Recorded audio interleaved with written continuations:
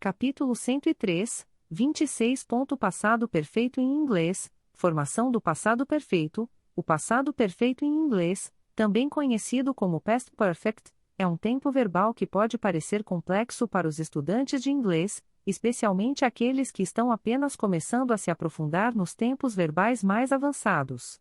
No entanto, com uma compreensão clara de sua formação e uso, o passado perfeito pode se tornar uma ferramenta valiosa para expressar ações passadas de uma maneira mais precisa e complexa. Para começar, vamos analisar a formação básica do passado perfeito. Este tempo verbal é formado usando o auxiliar had seguido pelo particípio passado do verbo principal.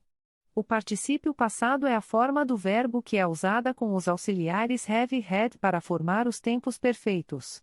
Para a maioria dos verbos regulares, o particípio passado é formado adicionando ed ao final do verbo base.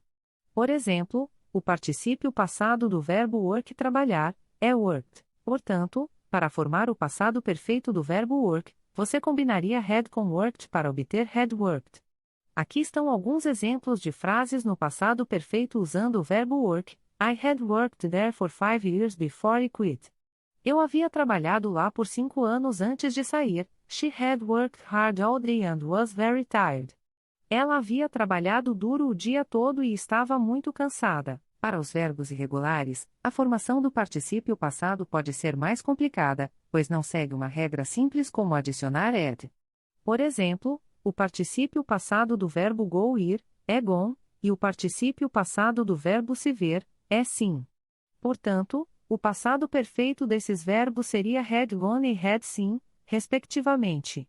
Aqui estão alguns exemplos de frases no passado perfeito usando esses verbos. We had gone to the concert before we knew it was cancelled. Nós havíamos ido ao concerto antes de sabermos que foi cancelado. I had seen the movie before, but I still enjoyed watching it again. Eu já havia visto o filme antes, mas ainda gostei de assisti-lo novamente. É importante notar que o passado perfeito é usado para expressar uma ação que aconteceu antes de outra ação no passado.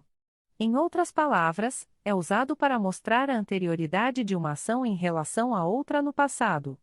Por exemplo, na frase I had finished my homework before I went to the party.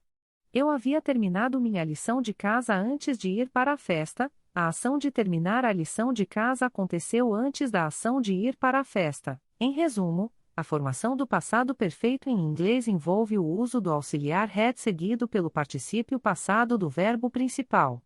Embora a formação do particípio passado possa ser um pouco complicada para os verbos irregulares, com prática e estudo, você pode se tornar proficiente no uso do passado perfeito para expressar ações passadas de uma maneira mais precisa e complexa.